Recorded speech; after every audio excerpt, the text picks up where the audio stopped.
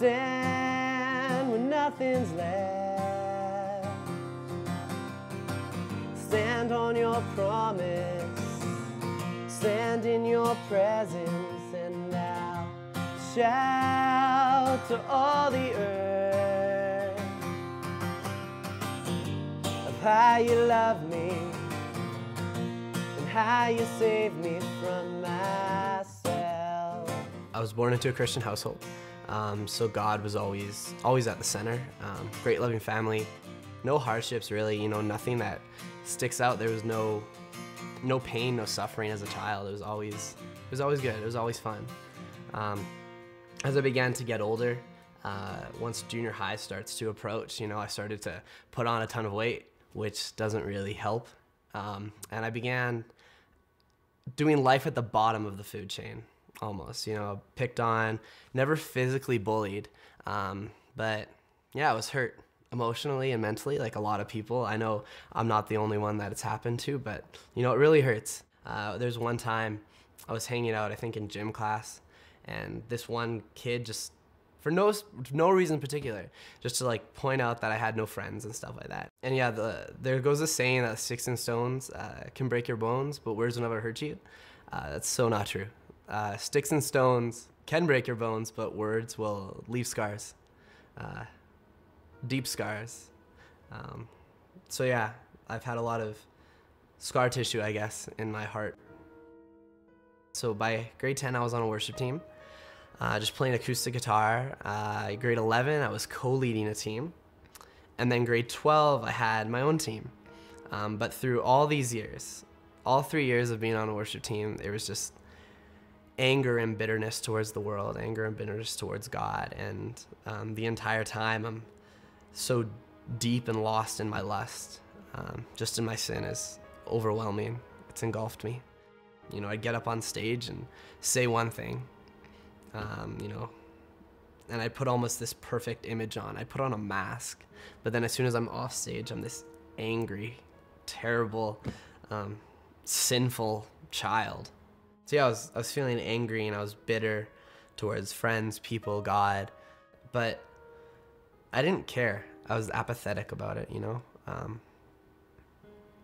and I didn't really ever find joy. Yeah, I didn't really ever find joy, I guess. So at the end of grade 12, my sister asked me if I wanted to come to Young Adults here at Center Street. Of course I said no. I didn't want to try it at all. But then there was this one Sunday that, who knows, for some reason, I didn't have to work that night, and I went to the main campus, and afterwards a bunch of her friends went out to see a movie and they invited me along, so I went, fell in love with the group of people, we just connected right away, and then they invited me to come on a Wednesday to Young Adults, so I tried it out and just, yeah, at first it was kind of weird, but I just began to develop these really good relationships with people, and the first couple times I went, it was just purely for relationship, purely for community. But yeah, still this entire time, still deep in my sin, still angry and bitter, but people are accepting me, so I'll do whatever it takes to get accepted. A year or 2 years ago, I kind of clued in that, I need to be serious about this. I can't just be leading worship, living this two-faced life. I've been doing it for so long. I'm so deep in my sin, this isn't right, this isn't correct. This is not what a worship leader should look like. This is not what a man of God should look like. Yeah, so about maybe 9 months ago, I started to try and really fight this whole lust thing. It wasn't easy. It was really hard, Sometimes you go like weeks or days on end just being fine, but other times it's impossible. It felt impossible. Like doing it on your own strength is hard. You really need God. You really need God to help you with something like that.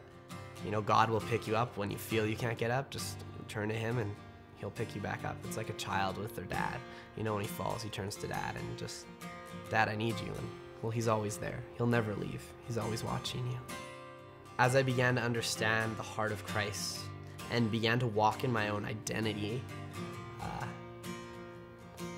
I really, truly understood what it means to follow God.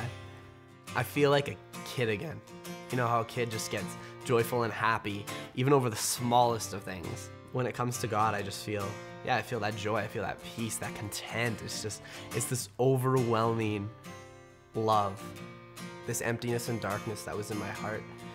It's been filled, by God, by His love, by His mercy, by His grace.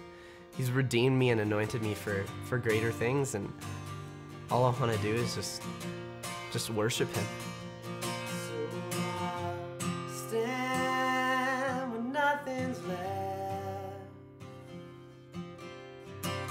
Stand on your promise.